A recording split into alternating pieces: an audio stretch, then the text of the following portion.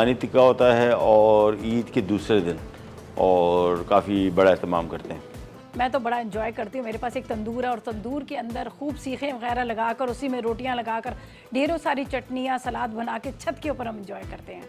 Barbecue के लिए हमें सबसे पहले जितने भी रिश्तेदार हैं उनको बुलाते हैं। जब हम बारबेक्यू को आज हमारे घर में बारबेक्यू है, सबको दावत देते हैं।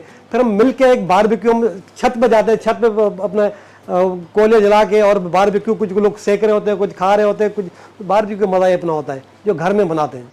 हम लोग के घर पे ना ऊपर छत पे बाबा ने बड़ा ज़बरदस्त सा सिस्टम बनाया हुआ है। वहाँ पे हर चीज़ बारबेक्यू से रिलेटेड लगाई हुई है और बहुत शौक से ईद के तीसरे दिन होता ये कि सारी फैमिलीज़ जितने भी हमारे कज़न्स होते हैं हम सब इकट्ठे होते हैं और बड़ा ज़बरदस्त सा बारबेक्यू हम सिस्टम करते हैं। हुए बारबेक्यू का जो सीन है ना भाई, बहुत नेक्स्ट लेवल होता है। सारा मटन, कढ़ाई भी होती है, बोटियाँ भी होती हैं, बहुत सारी चीज़ें होती हैं, पराठे वराठे सब चीज़ें। ईद तो आपको पता ही है कि अच्छी चीज़ होती है, दो चाहे वो छोटी ईद हो चाहे वो बड़ी ईद हो, लेकिन ईद पे ये होता है कि जब हम प्रॉपर तरीके से गरीबों को उनका हिस्सा दिया जाए तो वो एक दिली सुकून और सेटिस्फेक्शन मिलता है कि हमने कुछ एक नेक अमल किया और हज़रत इब्राहीम और हज़रत इस्माइल की सुन्नत को हम पूरा करते हैं।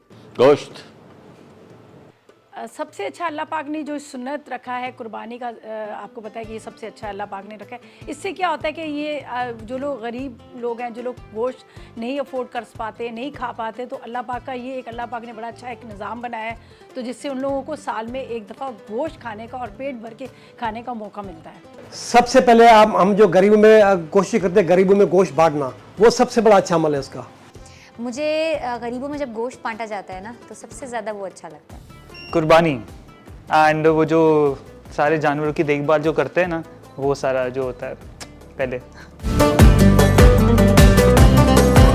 गोश्त हम मैं एक्चुअली सच्ची बात है, मैं अपने घर के इस्तेमाल के लिए गोश्त नहीं रखती बिकॉज मेरे घर में कोई गोश्त नहीं खाता कुर्बानी का। Yes, but I keep the mutton and beef for my servants के लिए, जो उनको हम रोज़ पका के दे सकते हैं एटलीस्ट फॉर 15-20 डेज़। तो उसको अच्छी तरह से पैकेट्स में जमा करके पैकेट सील करके फ्रीज कर देती हूँ। सिंपल पोर्शंस बनाएं, और जिस तरह मैंने अपने शोज़ में बताया, इसकी एक मोटी थैली आती है।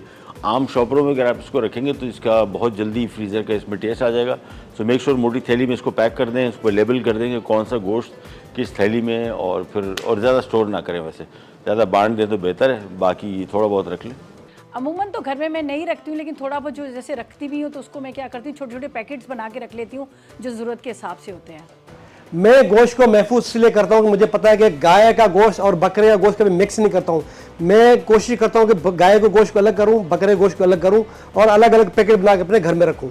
हम लोग छोटे छोटे शॉपर बना लेते हैं, पहले तो उसको अच्छी तरह साफ़ करते हैं। अच्छा, एक चीज़ आप लोग हमेशा अपने माइंड में रखें, गोश्त को डबल नहीं धोना, पहले ना धोएं, हमेशा पहले पैकेट बनाकर आप फ्रीज़र में रख लें। धोना आपने तब है जब आपने इस्तेमाल करना है। अच्छा, सबसे पहले हम लोग क्या करते हैं, पहले हवा लगवाते हैं प्रॉपर तरीके से, गोश्त खुश्क हो जाए थोड़ा सा और ड्राई हो जाए, उसके बाद फिर छोटे छोटे पैकेट्स बना के फ्रीज़र में डाल देते हैं। गोश्त ना गलने के लिए आप कच्चा पपीता या पक्का पपीता पहले से मैरिनेट कर लें गोश्त को, ताकि आपको पता हो कि वो गल जाए, ठीक है। या आप उसमें थोड़ा सा एंड में अगर ना गल रहा हो तो आप थोड़ा सा कचरी पाउडर डाल दें। नॉर्मली तो टाइम दें, और अदरवाइज़ कचरी बेहतरीन चीज़ है गोश्त को गलाने के लिए। यही करती हूँ कि उसमें पपीता लगा के रख लेती हूँ या फिर प्रेशर कुकर में गला लेती हूँ, लेकिन ज़्यादातर कोशिश होती है कि उसको मैरिनेट करके रखने तो वो जल्दी से गल जाता है। अच्छा, गोश्त गलाने का आसान तरीका ये है कि लहसुन की जो डंडी होती है, लहसुन की डंडी देखिए, लहसुन निकाल के एक डंडी उसमें होती है, वो डंडी आप डाल दें उसके अंदर, गोश्त आराम से गल जाएगा। कुकर प्रेशर में गला लें। तो आप मीट टेंडराइज़र ले सकते हैं, कच्चा पपीता ले सकते हैं, बेकिंग सोडा ले सकते हैं और कच्ची पाउडर भी ले सकते हैं। हमारे दोनों ईदों पे शीर खुरमा बनता है, दोनों ईद पे, चाहे बड़ी ईद हो चाहे छोटी ईद हो, मेरे वहाँ शीर खुरमा लाज़िम। मीठा आमतौर पे हमारे यहाँ सेवइयाँ। मीठा तो देखें, चाहे कोई भी ईद हो मीठा तो ज़रूर होता है। मैं तो खुद भी आप लोग सबसे कहती हूँ कि मीठा ज़रूर बनाना चाहिए। हमारे यहाँ ये लबे शीरी बन जाता है, ये कोई मज़ेदार सा ट्रैफल वगैरह बना लेते हैं। हम कोशिश करते हैं, मीठा भी लाजमी है, गोश्त खाने के बाद मीठा भी लाजमी है, तो मीठे में मैं कोशिश करता हूँ सूजी का हलवा हो या सवइयाँ हो। हमारे घर में शीर खोरमा बनता है, सवैयाँ बनती है।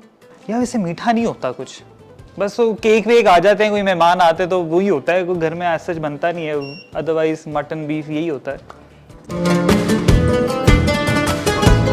बहुत यादगार है मेरे तो वाक़या, बिकॉज देखें जब हम छोटे थे तो माँ बाप साथ होते थे, माँ बाप के घर में कुर्बानी होती थी और हमारी बहुत बड़ी फैमिली थी, तो 20-25 बकरे पीछे खड़े होते थे और हम रोज़ उनको देखते थे। और फिर सुबह फजर के टाइम पे हमारे वालिद आके हमें उठाते थे कि चलो नमाज़ पढ़ो, और ख़ुद नमाज़ पढ़ने चले जाते थे मस्जिद। फिर मस्जिद से आते थे तो फिर हमें बुलाते थे, आ जाओ बकरा ज़िबा हो रहा है। और सब में अच्छी याददाश्त मुझे ये है कि मेरे फादर खुद छुरी फेरते थे बकरे पे, तो वो हमें देख के इतना अच्छा लगता था, वही हमने देखा सीखा। और फिर उसके बाद जब ज़िबा हो जाता था तो फिर उसके बाद इतना रोना आ रहा होता था, बिकॉज हम लोग ये करते थे कि ये बकरा हमारा है, ये तुम्हारा है, ये तुम्हारा है। तो बहुत रोना भी आता था कि हमारा बकरे को ज़िबा कर दिया। फिर वही उसी बकरे से कलेजी अम्मी पकाती थी। तो ये सारी यादें हैं जो अब कहाँ होता है। दुम्बा, हम अपार्टमेंट में रहते थे यहाँ पे कराची में, सी अपार्टमेंट में, तीसरे फ्लोर से दुम्बा गिर गया। वो किस्सा जब भी याद आता तो बड़ी हंसी आती है। हम लोग क्या करते थे, पहले से हमारे यहाँ छोटे छोटे बकरे लेके आके रख लेते थे, उनको 15 दिन महीना एकदम हम लोग पालते थे, बड़ा करते थे, फिर कुर्बान करते थे। जिस दिन ईद का दिन था तो बकरों को सारों को वॉशरूम के अंदर बंद किया, कमरा लॉक कर दिया और दरवाज़ा सारा दिन बंद। वो घर वाले नॉक करते रहे तो, और रो के बुरा हाल था कि हम अपने बकरों को ज़िबा नहीं करेंगे। तो आज भी वो बात याद आती है तो बहुत हंसी आ रही होती है इस बात पे। यादगार किस्सा ये है कि हम बाबा गाय लेके आए थे। हम गाय तकरीबन हम 15-20 दिन पहले लेके आए थे, उसको डेली हम चारा डालते थे। जब पता लगा आज इसका कटने का टाइम है, बहुत दिल दुखी हुआ कि हमने उसको इतना चारा खिलाया है, इतना पिलाया, आज कट रहा है, आज हमसे बिछड़ रहा है। ये भी बड़ा दुख होता है। सबसे ज़्यादा मज़ा बचपन में असल में ये होता है कि आपको एक्साइटमेंट अलग होती है बकरा ईद की। बकरा घर पे आता है, आप उसको तैयार करते हो। हम तो बड़ा उसको, मैं तो इवन उसको ज्वेलरी भी बना रही होती थी, and I used to talk a lot with my बकरा। तो जब उसकी कुर्बानी का टाइम आता था ना, लिटरली इतना रोना आता था, रो रही होती थी। और उस वक्त ये होता था कि अब्बू मना भी नहीं करते थे कि आप करीब जाओ। अब तो खैर वो होता है ना कि चलो इतने बंदे होते हैं, इतनी रिस्ट्रिक्शंस लग जाती हैं, तो वो टाइम नहीं भूलता, वो बेस्ट टाइम था। अरे मेरा बेचारा बकरा ज़िबा कर दिया था, मुझे अभी तक याद है। बड़ा देखभाल से उसको पाला था बेचारा, फिर उसको ज़िबा कर दिया, फिर खा ली, उसकी बिरयानी बनाई थी, मुझे याद है। मैं यही पैगाम दूंगी कि प्लीज़ ईद का गोश्त, राने, चॉप्स, ये सब सिर्फ अपने फ्रीज़र नहीं भरिए प्लीज़। देखें हम तो पूरा साल जैसा तैसा गोश्त मुर्गी खाते हैं, ठीक है, लेकिन इस हुक्म है इस गोश्त का कि आपको 3 बराबर के हिस्से करने, एक गरीबों का, एक रिश्तेदारों का और एक अपना। तो आप गोश्त को ज़िबा करने के बाद एक थाले में डालें और पूरा बराबर से उसको कटवाएं, जिसमें रान भी हो, दस्ती भी हो, चापे भी हो, सब कुछ हो उसमें, और उसको अंदर ला के आप अच्छी तरह से मिक्स करें। मिक्स करने के बाद उसके आप 3 हिस्से लगा दें, जिसमें से एक हिस्सा गरीबों को पैकेट्स बना के दे दें, एक रिश्तेदारों में बातें। हालांकि रिश्तेदार तो अब हर कोई करता है, उनको देने की ज़रूरत ही नहीं है। मैं तो समझती हूँ मुस्तहक को दें जो वाकई मुस्तहक हैं, और एक हिस्सा अपने लिए रखें, जो आप नहीं खाते तो अपने नौकरों के लिए संभाल के रखें, जो वो आप खिलाइए। गोश्त बांटें, पहले तो उसको ज़रा इसका हिसाब किताब देख लें कि एक हिस्सा आपने अपने पास रखना है, एक पड़ोसियों को देना है और एक गरीबों में बांटना है, और जिसमें आपने चांपे नहीं निकालनी, आपने रान के गोश्त अलग से नहीं करने। ये अगर आप करेंगे फिर कुर्बानी का कोई फ़ायदा नहीं।